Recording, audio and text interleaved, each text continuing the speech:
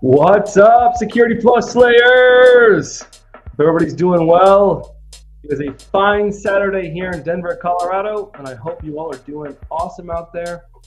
I'm going to adjust a few settings, see what today's stream looks like, and we are going to go from there. Beautiful. If it looks a little bit different today, we are broadcasting live from the Grizzly Rose Band House here in Denver, Colorado. And so super stoked to be here playing some live music for a 5-day residency. And I thought, you know what? We don't miss Slay Security Plus unless it's a family issue or an active cybersecurity investigation. So we're here. We're excited to go over some Security Plus questions. Let me know if you're in chat. Let me know how the audio looks, how the video looks. I'm going to do a little testing myself.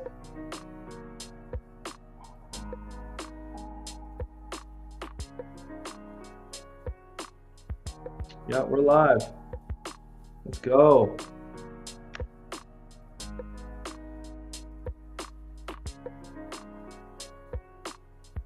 Audio's good. I get some feedback on the audio. Let me know how it sounds in chat. That'd be greatly appreciated. Apologize if it's a little bit hollow sounding or echoey. That's just what we're working with today.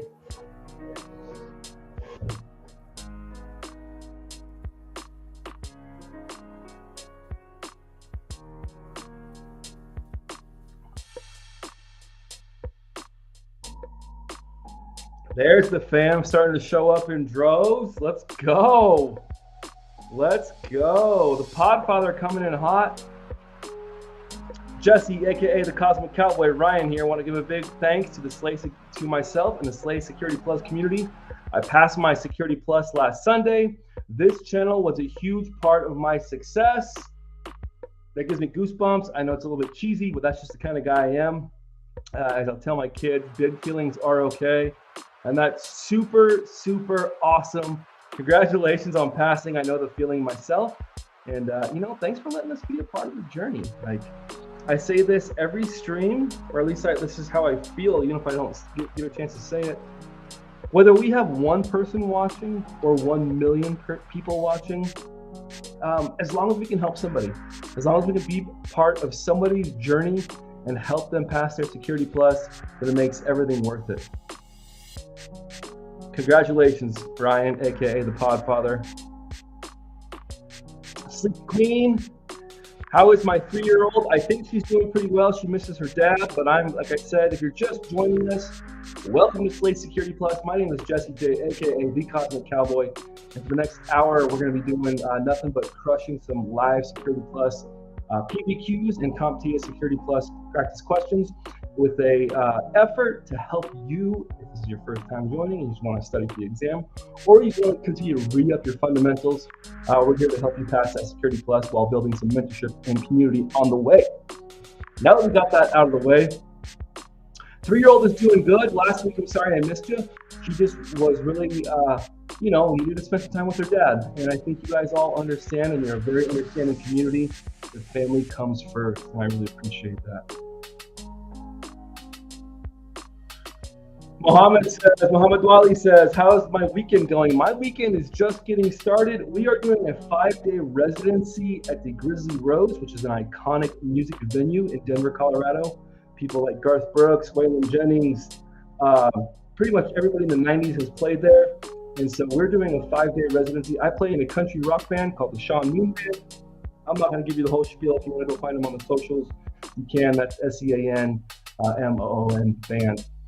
We're doing a 5-day residency here, and so my weekend's going great. We got the pleasure of opening up for a phenomenal up-and-coming country act called Braxton Keith last night.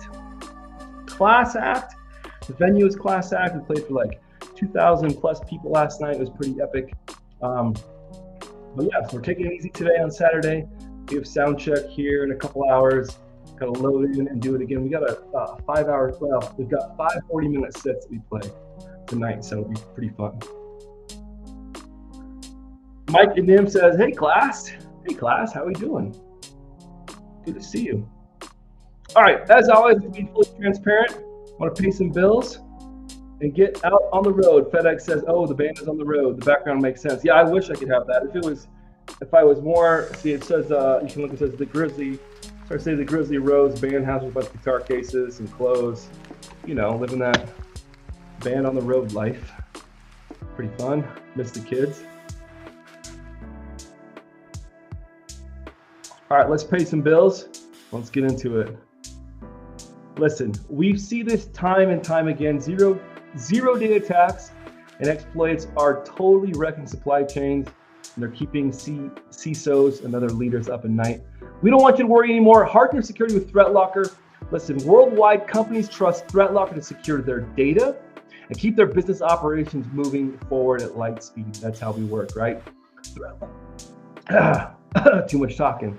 ThreatLocker takes a deny by default approach, meaning we say no unless you verify, and provides a full audit of every action, whether it's allowed or blocked, and we do that for risk management and compliance. The onboarding and the operation is fully supported by their US-based Hero cyber support team. Get a free 30-day trial and see how ThreatLocker can help prevent ransomware and ensure compliance. Visit threatlocker.com. All right. I promised everybody that we would start every session off with a PBQ, and that's exactly what we're going to be doing. So if you're just joining us, jumping right in, let's get into some PBQs. These are performance-based questions. CompTIA, when you sit down for your exam, as the Podfather can attest, they'll start off with what's called a performance-based question, where they give you a scenario, and then it's the way that I like to look at it and tell people to look at it themselves is think of this as a glorified multiple choice. You get one long scenario and a bunch of little different options. So try and break it down in chunks. It's always important to answer every single component of the PBQ or performance-based question to the best of your abilities. And the reason is because CompTIA gives partial credit. So if you do your performance-based question, and maybe you don't get all of the components correct on the one question, but you get a couple of them correct, well then CompTIA is going to give you credit for the ones you don't get, they're going to give you credit for the ones you got correct. And the ones you did not get correct, you're just not going to get credit for. Podfather says that he had, or they had 3 of them, and they were tough. I think on mine I had 5, maybe 4. 1 to 6. So you can get up to 6 PBQs. If you get 6 PBQs, you only get like, I don't know, 75 multiple choice or something like that. So CompTIA trying to take care of you like that. Get some of these things out of the way. All right, let's get into it. As a systems administrator, your company's help desk, the head of the department has tasked you with training 2 remote employees to ensure the authenticity and integrity of their message. Given the frequent use of public Wi-Fi, their internet traffic is potentially vulnerable to modifications by malicious actors. What would a modification be called? This is not a question, this is a little bonus question. If somebody was to jump on a use public Wi-Fi and intercept traffic and modify it, what is that attack called? As part of the training, you instruct them to send a message that applies digital signature techniques, which allows you to check for other potential security risks. Requirements and considerations. Let me fix the music. Go back into this.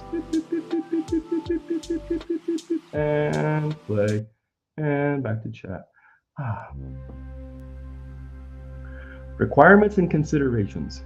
Since the aim is to validate the sender's identity and the message integrity, the selected cryptographic solution must offer both authenticity and integrity. The solution should be efficient enough to be practical for everyday communications while maintaining a high level of security. The remote employees must comply with all relevant data protection regulations and the company's privacy policies.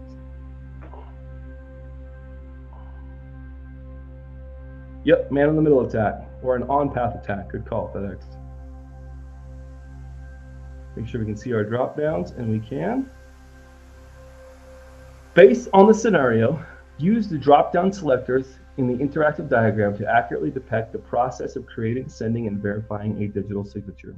So you can tell by where we're at in this PBQ that we're going to be discussing PKI, right, or public key infrastructure. Alice creates a SHA-256 hash of the original message. SHA stands for our secure hashing algorithm. right? So she takes this message, she creates a hash of the original message, and then she performs a signing operation using her private key, signs using Bob's public key, signs using her public key, or verifies using her private key. Go ahead and drop your answer in chat.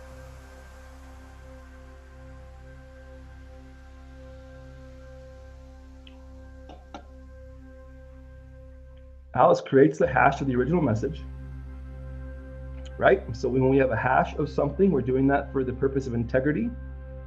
We're taking any number, any size of file, and we're running that through an algorithm which produces a fixed length string of numbers.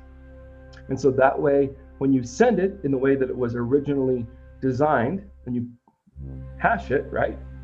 When the recipient gets it, they can run a HASM of that, and they can look at that hash and compare the two. What do we think, fam?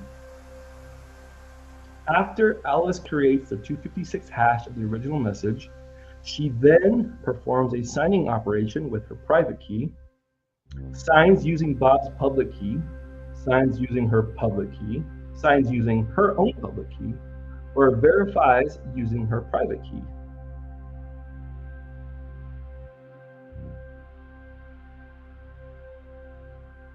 Well, let's talk about a few of the things that she's not doing here. She's not verifying anything yet. She's already created the hash. She is the sender, not the recipient. So we're not expecting Alice to verify anything quite yet. She's probably not signing with her public key. She's doing one of these two, and only one is correct.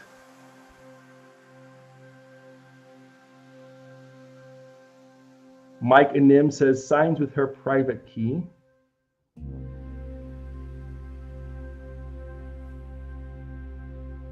FedEx asks, isn't this the public key portion? I don't know. Is it? Sleepy Queen, good to see you. I didn't say that earlier. It's good to see you. Signs with her private key.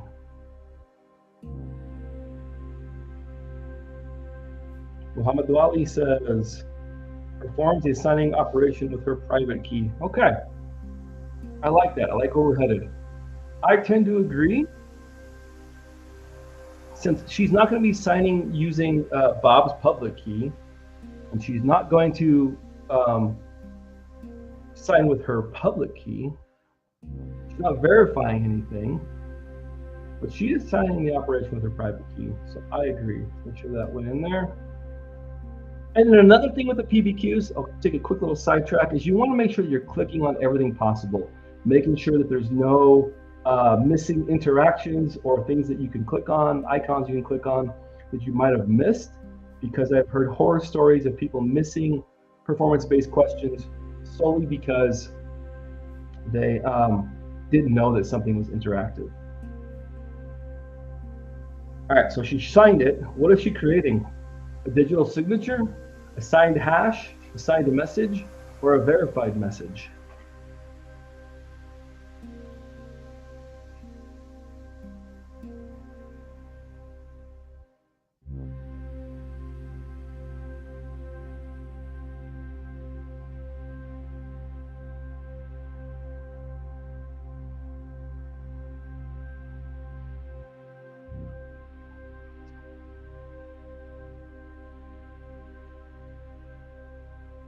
Drop your answers in chat. What do we think? All right, so we, for the most part, agree that she's, after she has creates the SHA-256 hash. Hey, Coding Crypto Fitness, welcome back to the party, pal. I just watched the episode of Brooklyn Nine-Nine last night where they went to Nakatomi Plaza. It made me think of that.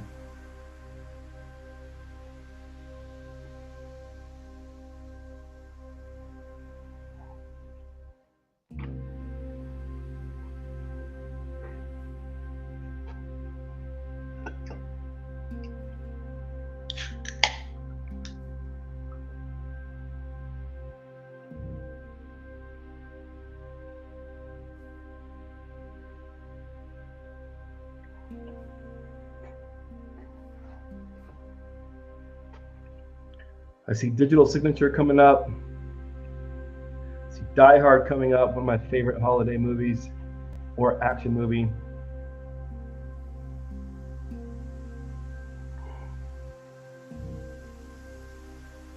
I worked in law enforcement as a street cop for a short period of time in my life, and I always wanted it to be fun and exciting like Brooklyn Nine-Nine, but it was fun, but it wasn't that goofy.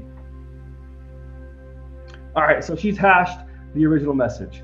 We know that she's performing a signing operation using her private key. Whenever you attach your private key to a message, you're creating something that we call in the industry, I believe, a digital signature, right? This digital signature is saying that, okay, so first let's run it through what's going on here. We've hashed the message so that we know that the message in and of itself, this is what the hash 256 hash looks like. What are we doing? We're performing a signing operation using her private key. So the two of those combined, the hash and the private key, create what's called a digital signature. This verifies that the message, when I get the message, if I'm Bob and I receive the message, what I'm trying to make sure and verify is that the person who sent it is indeed Alice, and because she used her private key to create a digital signature, it's that signature at the end of the document, it says, yep, this is actually from Alice. The hashing part is where we're ensuring the integrity of the original message that was sent.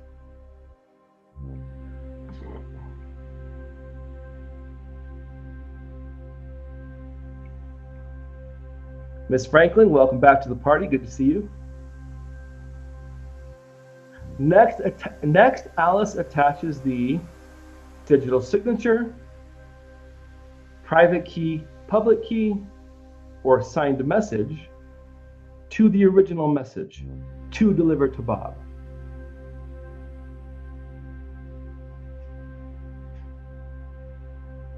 So in this first set of steps, she hashed it, she signed it using her private key to create the digital signature. Next, she attaches the what?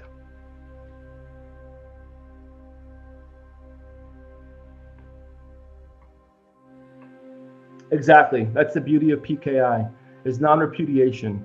So you know who sent it and they can't deny that they sent it, because we used, I mean, outside of somebody getting Alice's private key, we can safely say with a high level of confidence that it was Alice that sent it, and they cannot deny sending that message. You got me. It's so funny. Why is it always Alice and Bob used as the names? I have seen so many of these, whether it's Professor Messer or, you know, the home-baked ones where somebody's doing these and it's always Alice and Bob. How can it be Jack and Diane? Little ditty, Jack and Diane. What is she attaching to the message? So we know that they've created the digital signature. Next, she attaches the what?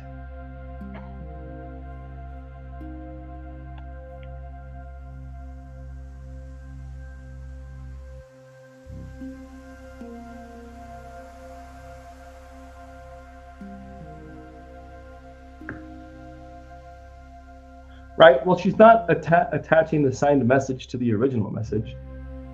The process of creating the digital signature makes it a signed message.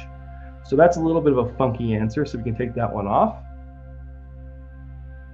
Yep, Sleepy Queen, John Cougar Mellencamp, as he went by at some point in the 80s.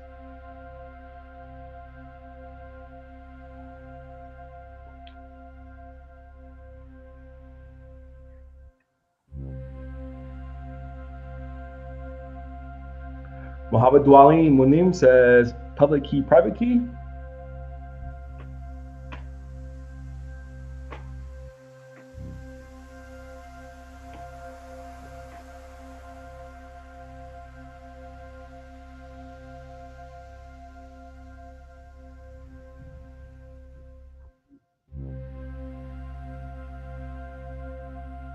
Well, Alice created the digital signature, and now she's attaching I think it's the digital signature to the original message to deliver to Bob.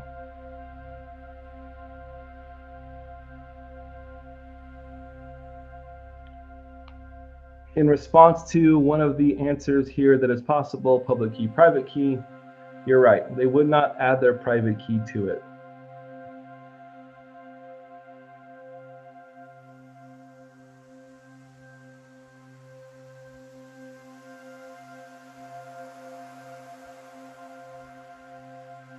This is pretty straightforward, I think. So we don't want to overthink it too much. So she created a hash of the original message. She prefers the signing technique using her private key. So the combination of that private key and the hash message creates what we call a digital signature. We then attach the digital signature to the original message. So imagine I'm sending Mike and Nim an email, right? And I say, Mike, can't wait to see you and hang out. Talk soon, JJ. Well, that's my message. But anybody can write that. But I'm going to take my private key and I'm going to, well, first I'm going to hash the message so that those characters, that message is going to result in a fixed length. Let's just use this 607 1B4 hash. Just pretend that's my message. But then I'm going to take that, I'm going to go take a step further. I'm going to take that, and I'm going to sign it with my private key, creating a digital signature. Then I'm going to attach the digital signature, which is this hash and my private key combination, to the original message of, hey, Mike, can't wait to see you. Let's hang out, JJ. And I'm going to deliver it to Mike, or in this case, Bob. Bob verifies he received the digital signature, encrypted message, private key, or public key.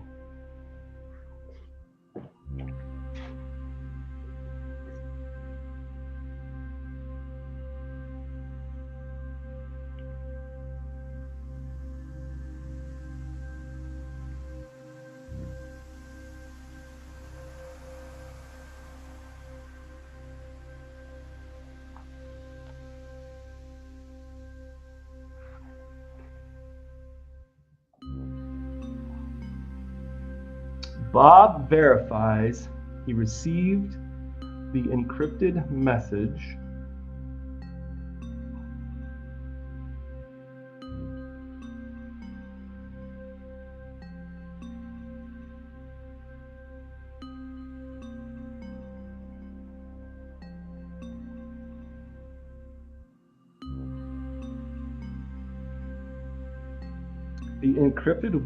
Coding Crypto Fitness says, one little nuance that I want to point out to anybody that says encrypted message, because I'm thinking through this as we speak.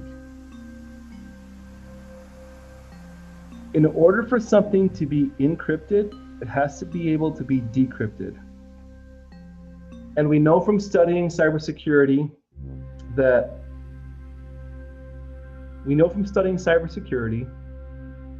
an encryption and hashing something are not the same thing, right? So to be able for something to be encrypted, you have to be able to decrypt it. Remember that hashing is a one-way function. You cannot decrypt a hash, right? Whoa, whoa, whoa, whoa. Stop the press. Hey, Lindsay, what is going on? Lindsay says, hey, Slay Security Plus, just wanted to give you a shout out. So glad to catch you live. I passed the exam yesterday, and thank God your probably our PBQ walkthrough, because that got me over the edge. Thank you. Oh, it's a good Saturday. Let's go. Congratulations, Lindsay, and welcome to the party. I'm glad that we were able to be a part of your journey, and even if it was just for just one episode or a part of a PBQ walkthrough that helped you, you put in the hard work. You put in the effort, you sacrifice time away from your friends and your family to study for the exam. That's all you, and that's effing epic, and we are super stoked to be part of that journey. Thanks for the shout out and letting me know I love the updates. Absolutely freaking awesome. That's awesome. Epic.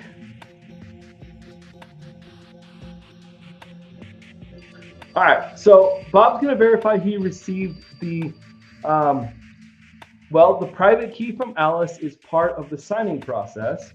And we just talked about how the message isn't necessarily encrypted. The message was hashed to prove integrity, That combined with Alice's private key created the digital signature. Bob needs to verify that the digital signature, right, which is this component of the hash, saying the message looked like this before it was sent. And he's going to do that using Alice's private key, Alice's public key, his own private key, or his own public key. I know, Mike Nim, the rocking ball song for you, Lindsay. You mean the one coming like a wrecking ball? I need all those sound effects. We're going to be up the production here soon, ladies and gentlemen. Don't you worry. Dr. Jerry Ozier, as a huge influence he is to many of us, I want to get my production on par.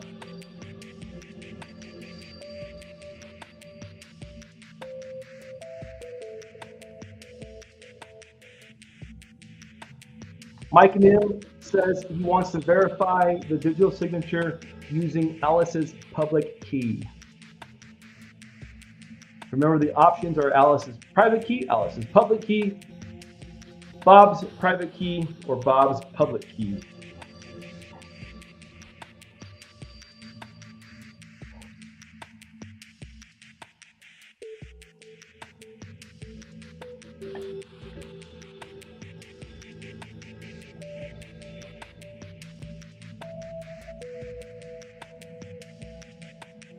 Well,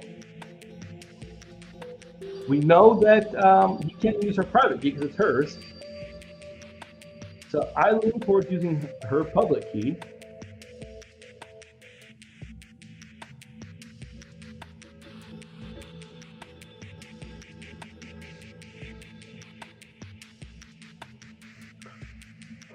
Cody Crypto Fitness, she signed it with her private key, so you need her public key, right?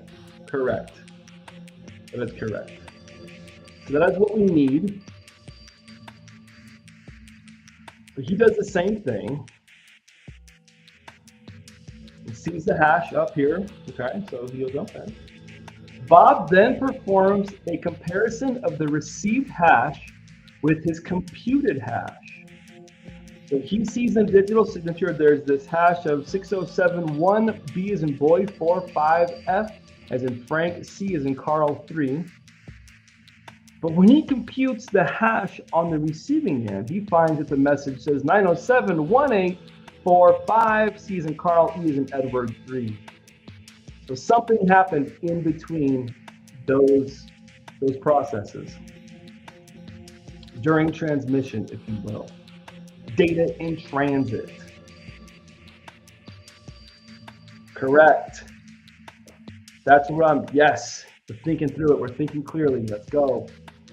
The hash isn't the same as the original hash, that is correct. Therefore, can Bob confirm the message's integrity? Yes or no?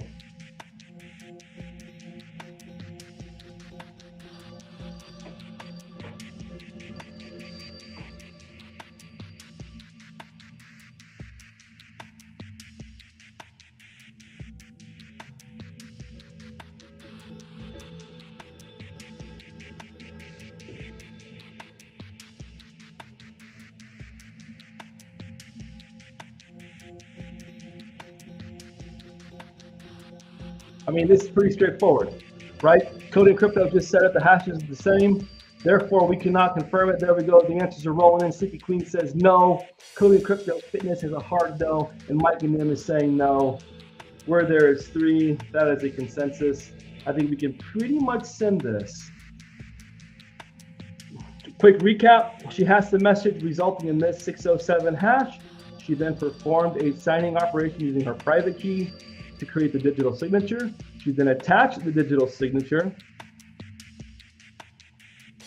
to the original message to deliver to Bob. Bob verifies the digital signature using her public key, resulting in this, because that's what we know is from up here. But then he performs a comparison of the received hash with his computed hash. So there we go. That lets us know that the answer is probably not no, or probably is no. Let's send it. Let's go. 100%, 6 out of 6. Nailed our first PBQ for today. Be proud of yourself, because that is how you knock through these PBQs, and it's highly advised that you save them for the end.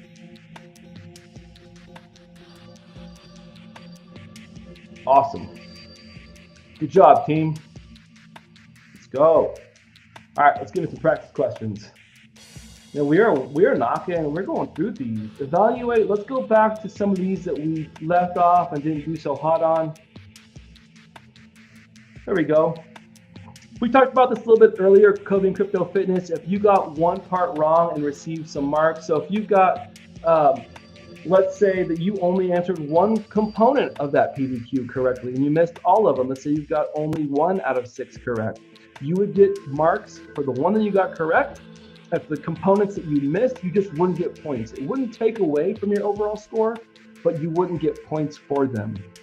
And so that's one of the reasons we want to make sure that we are answering every single PBQ to the best of our abilities, answering every single question, because you want to try and get as many points as possible. Good question.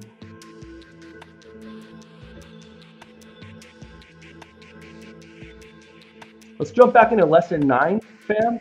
We have evaluate network security capabilities. This is how we've been doing. If you want to kind of look at this semester or this season, however you want to look at it, 100%, 90, 95, 90, 93, 89, 100, and then it looks like we probably got started on this one and we had to cut it short. Let's jump back into this one. Compare threat types. We'll jump back into that one next week. I believe we've done lesson 2. I think we restarted it, but either way, time is of the essence. Oh, we got a couple wrong. Let's get back into it.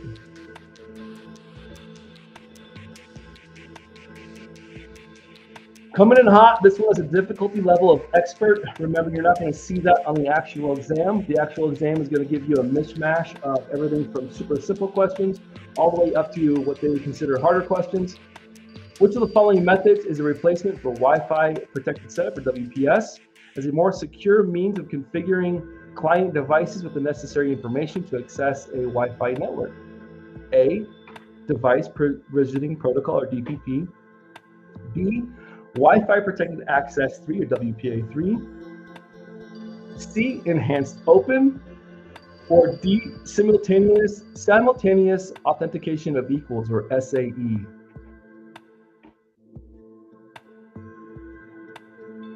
You look over the questions. I gotta step away for a second. Drop your answers in chat.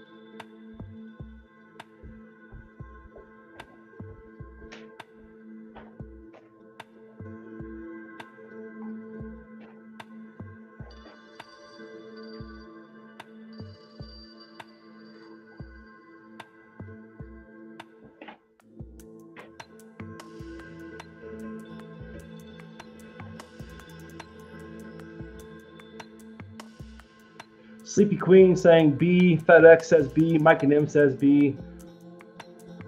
Mohammed Wali says WPA3, so B as well. Let's go for it and send it.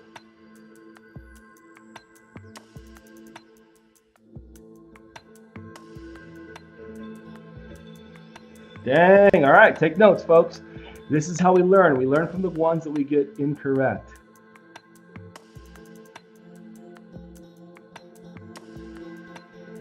Wi-Fi Easy Connect, also known as Device Provisioning Protocol, replaces Wi-Fi protected setup. It uses a quick response code, QR codes, or near-field communication tags to communicate public keys between devices. WPA3 is the next generation Wi-Fi security standard, but it does not replace the setup methods like WPS. Enhanced Open is a feature of WPA3 that encrypts traffic between devices in the access point, even without a password. But again, it's not a replacement for WPS. Simultaneous authentication of equals is a feature of WPA3 that replaces the pre-shared key exchange protocol used in WPA2, but its intended use is not to replace WPS. All right, so if I'm studying, I get this wrong, we're gonna make a note of that. I'm gonna make a note of that and go back and revisit it. Moving on. It's like football, you throw an interception, can't dwell on it, gotta have a short memory when it comes to making mistakes. Yeah, oh, that's right. Was it really? Did I miss that too, FedEx? I don't know if I can go back. We'll have to review that question. I missed that as well, because if I would have saw that, I definitely would have probably picked letter A as well. All right, moving on. A medium-sized enterprise is revamping its wireless network infrastructure to improve security. The IT manager decided to update the company's Wi-Fi authentication method as its first step. The main objective is to have a solution that ensures the identity of the connecting devices while also providing an additional layer of security for user authentication. Which Wi-Fi authentication method best fits the IT manager's requirement to validate device identity and robust user authentication for the company's wireless network infrastructure? A, Wi-Fi protected access. 3, pre-shared key. B, open systems authentication. C, Wi-Fi protected access 3, enterprise. Or D, wired equivalent privacy. Let's review the question.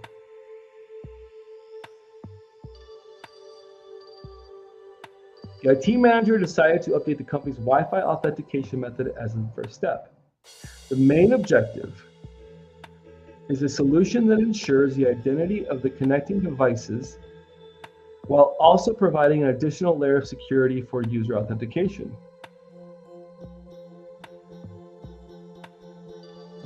Which Wi-Fi authentication method best fits the IT manager's requirement to validate device identity and robust user authentication for the company's wireless network infrastructure?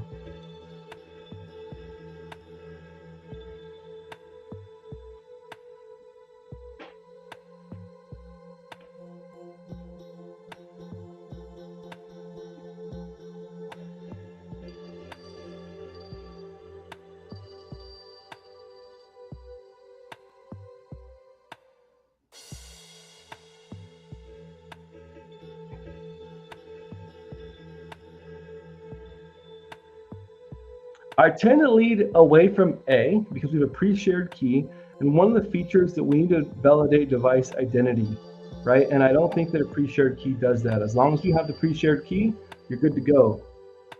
So we can take A out of the loop. B, open systems authentication.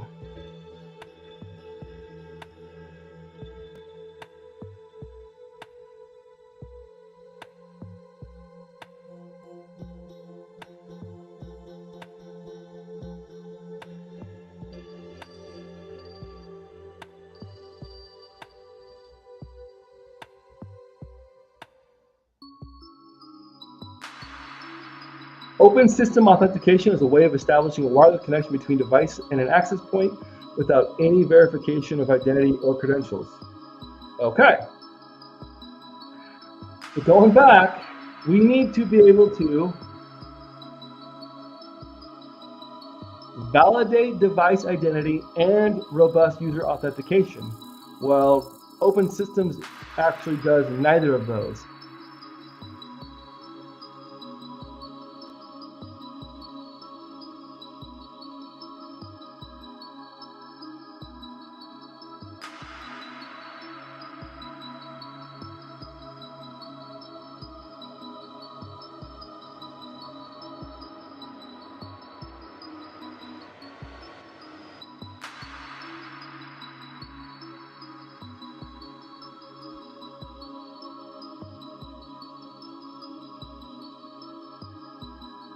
WPA3 Enterprise is a version of Wi-Fi encryption that offers 192-bit cryptographic strength.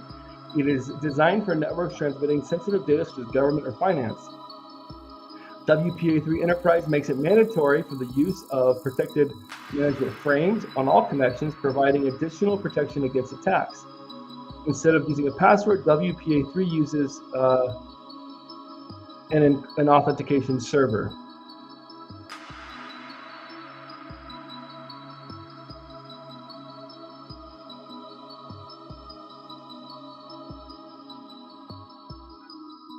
Yeah, I'm with you, Mike and them. I see medium-sized enterprise kind of stands out to me. So we're not thinking a pre-shared key. We could take B off the list because we know that the open systems authentication doesn't really care about user authentication or passwords.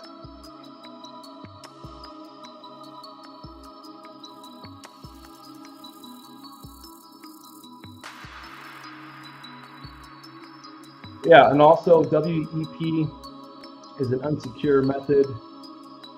Remember that we're going with best. We have this keyword here of best. We talked about this in a few live streams, almost every live stream.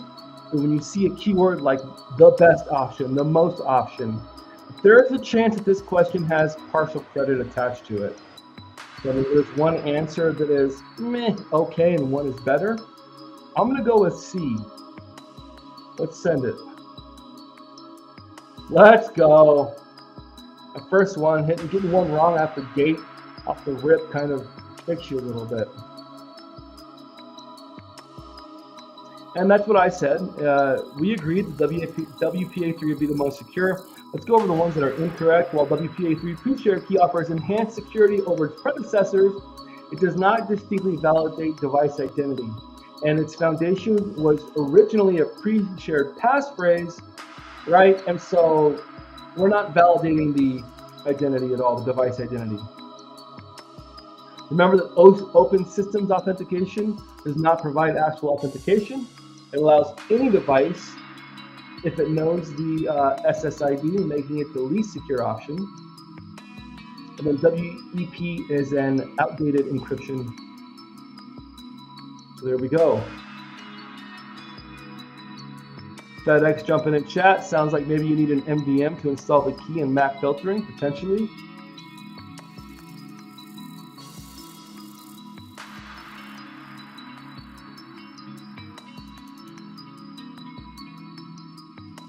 Here we go, moving on.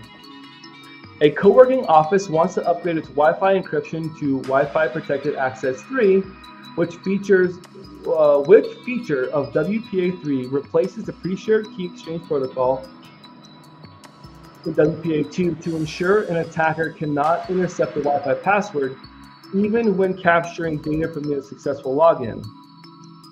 Wi-Fi Easy Connect, B, Enhanced Open, C, Updated Cryptographic Protocols, or D, Simultaneous Authentication of Equals.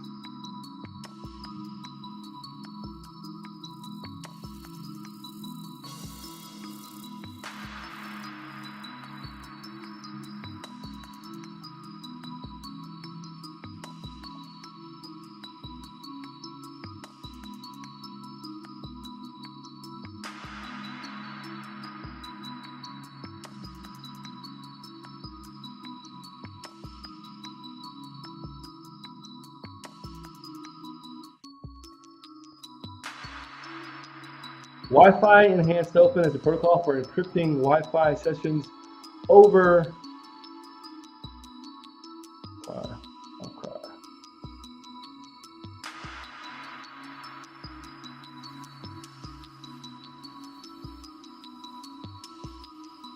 Well, we don't think it's Easy Connect, the DPP.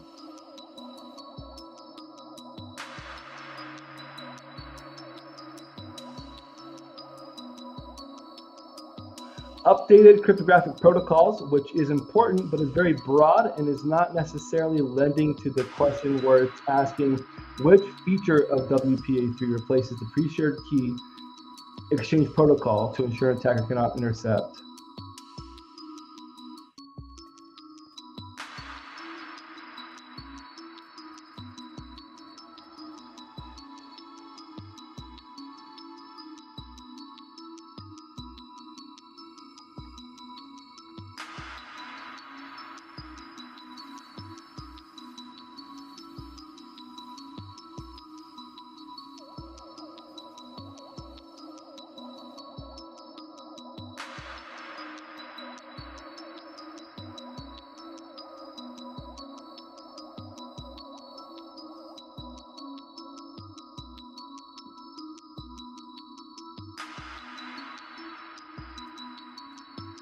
There we go. Enhanced Open refers to a Wi-Fi security feature that provides basic encryption on open networks, while SAE, or simultaneous authentication of equals, is a more robust authentication method used in WPA3, offering stronger protection against password guessing attacks and providing encryption on even open networks through enhanced open functionality. All right, well, that kind of gives it. All right, let's send it on D.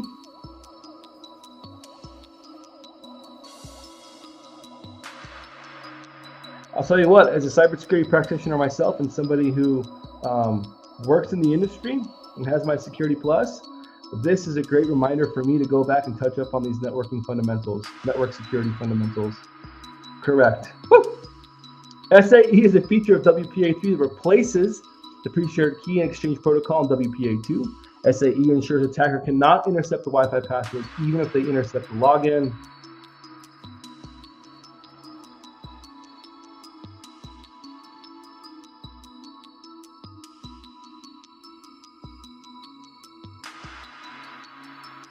I would put a note on Enhanced Open in my study guide somewhere that says encrypts traffic between devices, access point, even without a password, something to that nature.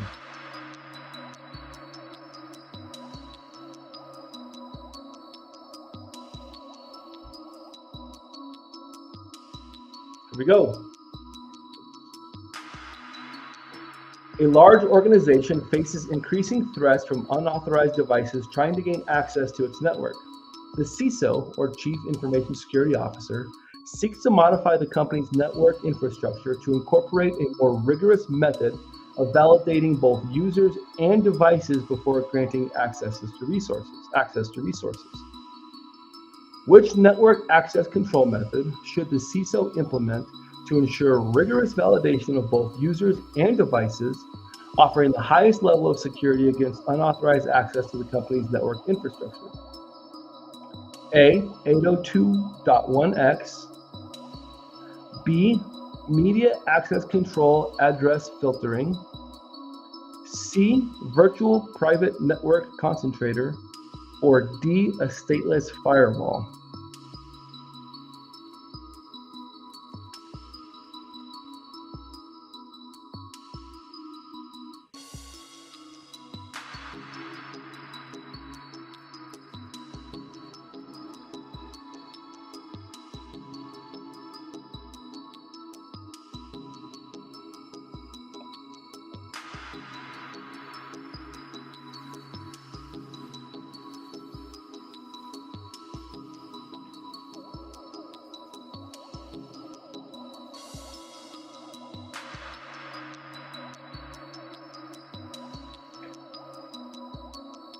Stateless firewall, there's no packet inspection. This is just a type of firewall.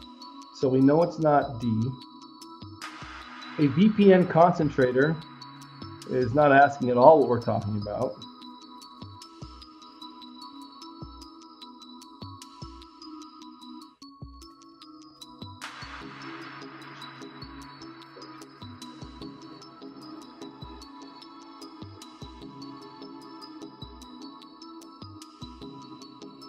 Media access control, or MAC address filtering. I think MAC address filtering, while important, remember that MAC addresses can be spoofed.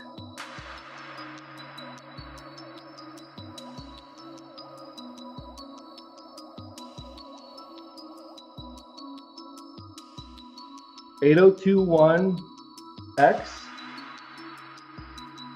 is a paradigm or a framework that deals with authenticating users to and devices, right?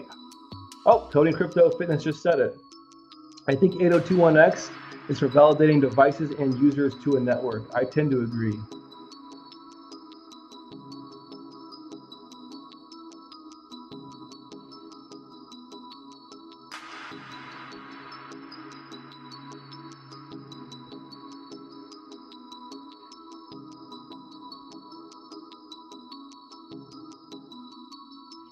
Well, FedEx, let's go back. Let's talk about what a stateless firewall is.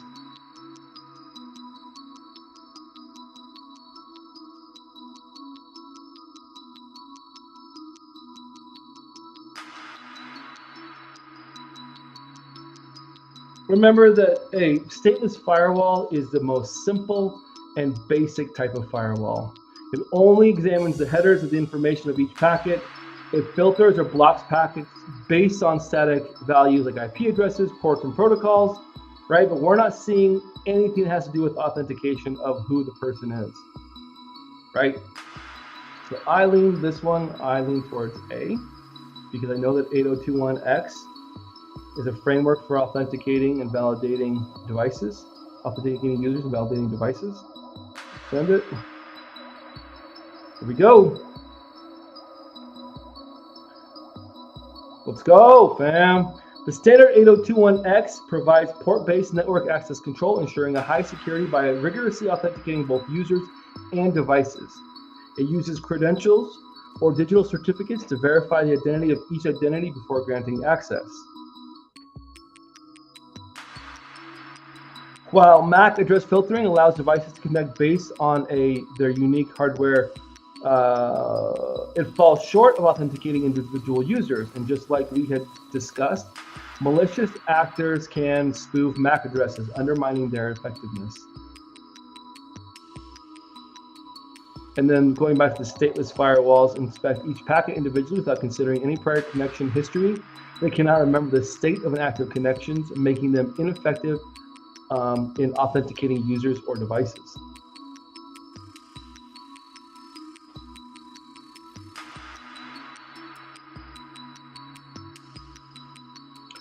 The network administrator for a large corporation has recently detected multiple unauthorized intrusion attempts on the network. As a result, the team deployed an IDS and an IPS. The team aims to block malicious traffic and automatically receive alerts on suspicious activities. The administrator needs to choose an approach that offers real-time protection against active threats and can modify or reject traffic in the network. Based on the desired outcomes and functionality of the network administrator requires, which system should the team primarily focus on for real-time traffic modification and blocking active threats? A, intrusion detection system. B, intrusion prevention system. C, a network-based intrusion detection system. Or D, a host-based intrusion detection system.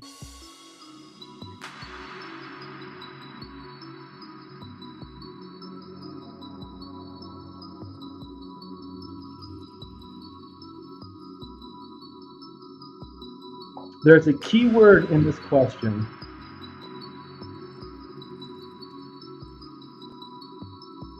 And it's that, blocking.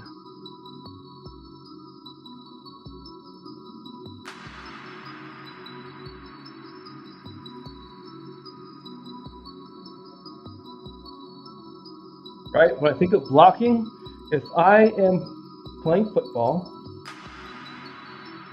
and I'm on the offensive line, and it's the Super Bowl, and I hate the Chiefs, so we're going to pretend that we're the Chiefs' offensive line. And I really want to get that three-peat. I really want it. The refs help us get here. We're here now. We got to prove that we're not the frauds that everybody in the NFL can tell that we are. And so we're going to block the defenders, aka prevent them from sacking Patrick Mahomes, the quarterback. Block to me means prevent. There's only one option here that says prevent. Intrusion detection system. So I'm just looking I'm looking at this question as just a base value, just looking at the semantics, trying to get a quick win on a question like this. You need to block the malicious traffic and receive an alert. While IDSs, NIDs, and HIDs are awesome for detecting and generating alerts, it doesn't sound like they're doing anything to block or prevent the traffic.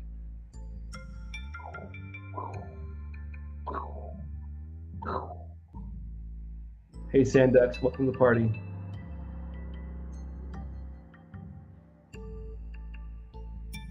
Correct. FedEx, they're talking about IPS, but that needs to be configured to drop the packets, right? Depending on what rule set you're using and stuff like that. You're making me think about my day-to-day now. I'm going with IPS. Looks like everybody else in class is. Let's send it. Boom. An IPS actively monitors network traffic. It can modify and automatically block malicious real-time traffic, fulfilling the administrator's requirements. Remember that the rest of them are awesome. IDS, while detecting and alerting, does not do anything to block or modify. The NIDS, or Network Intrusion Detection System, monitors traffic across the network, typically does not take an automatic action to detect the threats, but only alerts, again, and just like the HIDS, which is focusing on the hosts, we're not seeing any blocking or modifications. Woo! Last question, let's make it the best question. A newly hired cybersecurity manager of a software company evaluates the available intrusion detection and intrusion prevention capabilities of the company. What method detects changes in a normal baseline operating data sequences and identifies abnormal sequences? A, signature-based detection. B, behavioral-based detection. C, network behavior and anomaly detection. Or D, network traffic analysis.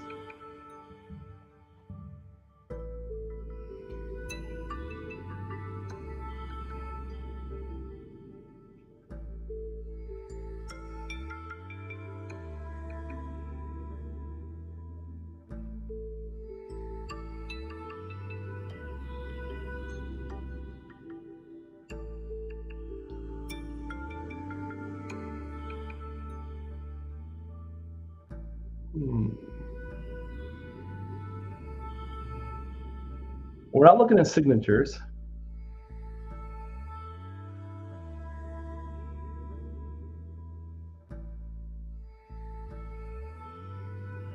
We're not necessarily discussing network traffic analysis to satisfy the question. That leaves us between two, either B or C, behavioral-based detection or network behavior and anomaly detection.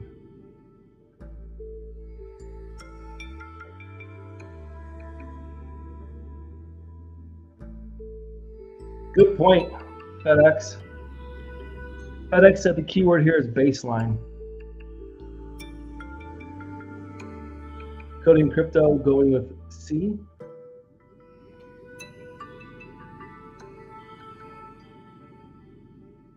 An anomaly tells me that something is outside the normal. And how are you going to find out what's normal unless you do some kind of baseline analysis first?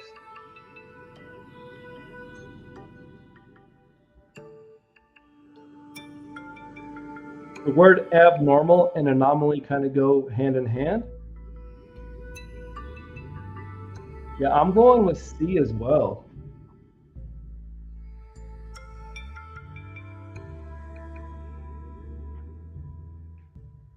I'm torn between B and C on this one.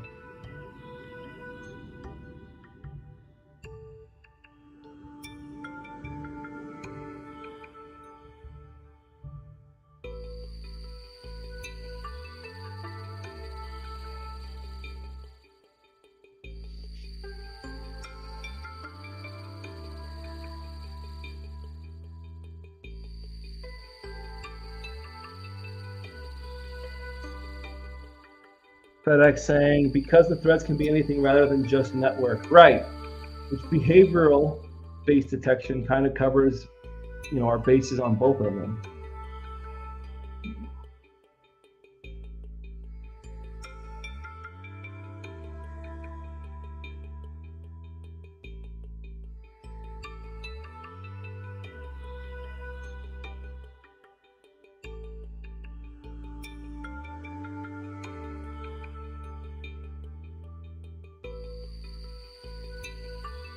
Yeah, the more I think about it, FedEx makes another good point.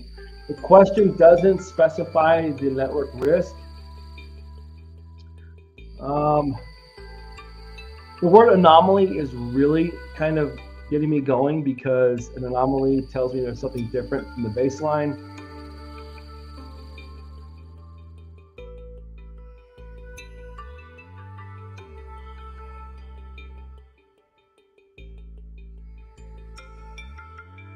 Exactly, although it does talk about IPS and IDS.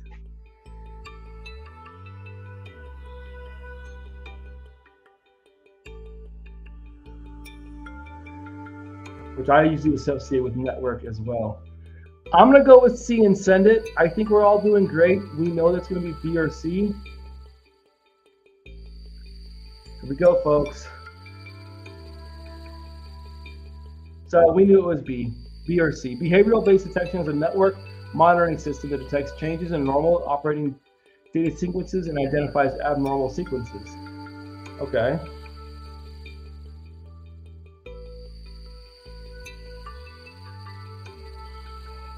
Network behavior and anomaly detection is a security monitoring tool that monitors network packets for anomalous behavior based on known signatures. Behavioral-based detection is a network monitoring system that detects changes in normal operating data sequences and identifies abnormal sequences. It uses an engine that is trained to recognize baseline normal traffic or events. Okay, I see where we got it wrong, and that is fair.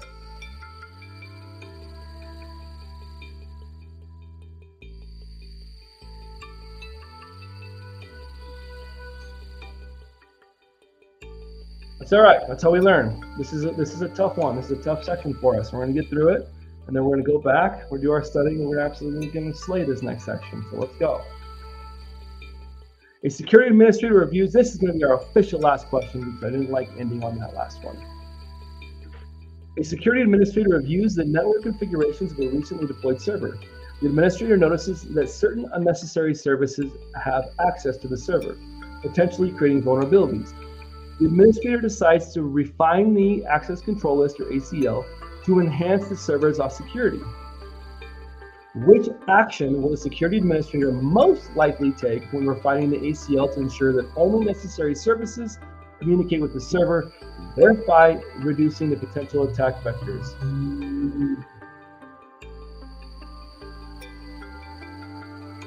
So I don't know if the Podfather is here. I think these questions do a good job of breaking down kind of what CompTIA is asking you. Coding Crypto Fitness is saying, I think these questions are way harder than what will be on the exam. Some questions on the exam will be very wordy, just like this. And some of them are going to be a little bit more straightforward. On our next session, when we go into next weekend, we'll use Professor Messer's study method. I think that Professor Messer's practice questions are by far more similar to what you're probably going to see on the exam. Are all of them this wordy and difficult? No. Are some of them? Yes. But not all of them. All right, so we've got a network configuration where basically there's too much going on with the ACL. We need to reduce it so that there's only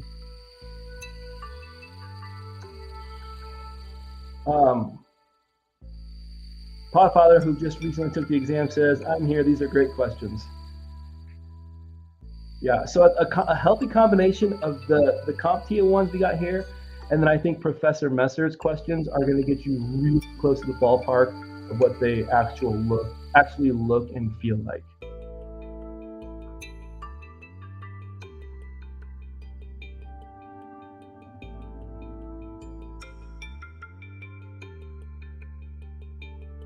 So, well, A says permit all incoming traffic to maintain functionality. B says deny all traffic and allow exceptions based on requirement, which just at face value sounds like the answer to me. C, permit traffic only from trusted MAC addresses. Remember that that's not a bad option, but that a malicious actor can spoof MAC addresses. So that's not really going to satisfy what we're looking for here. And implement a stateful firewall for the server.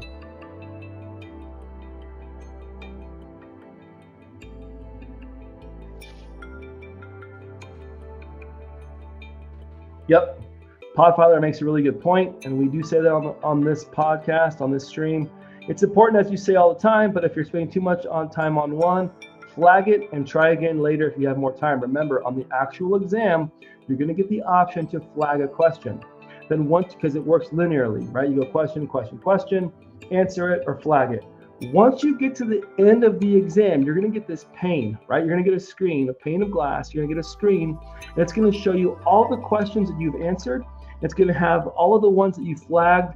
They're either like bold or lighter color than the others. Then you can go back and answer the ones that you flagged. Remember, you only get around a minute per question. Well, if we permitted all incoming traffic to maintain functionality, we would be doing exactly what the question says that they don't want us to be doing. This is what is already going on, is that unnecessary services have access to the server. So by permitting all the incoming traffic, well, we're just not doing anything. So that doesn't sound very secure. Deny all traffic and allow exceptions based on requirement. I like that. Permit traffic only from trusted MAC addresses, which is feasible or plausible. Remember that a malicious actor can spoof a MAC address. So that doesn't do us very much good, does it? And then implement a stateful firewall for the server.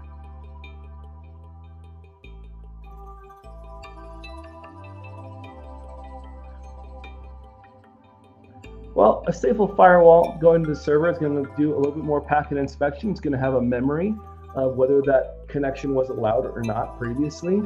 But we're not being able to set restrictions in the access control list. I'm going with B. Let's send it. Let's go. When securing an ACL, best practice dictate denying all traffic by default. Remember, deny by default and permitting only necessary specific traffic. This deny by default principle ensures that only approved traffic accesses the resource. Permitting all incoming fails, right? That just, we already admit that's a huge fail. Filtering traffic based on MAC access control provides an added layer of security, but attackers can spoof MAC addresses, remember? Sole reliance on this method does not ensure full protection.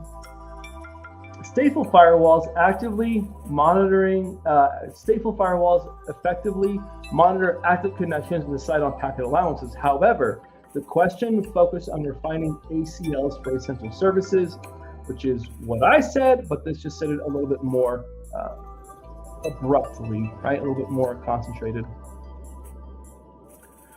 Ladies and gentlemen of the Slate Security Plus family, thank you so much for joining us on this fine Saturday. I hope that you're doing well. Feel free, please, if you're interested, connect with me on LinkedIn, on Discord. Those are really the only two places that I kind of hang out. You can find me here and there on YouTube, helping out with Jerry's Simply Cyber Daily Cyber Threat Brief.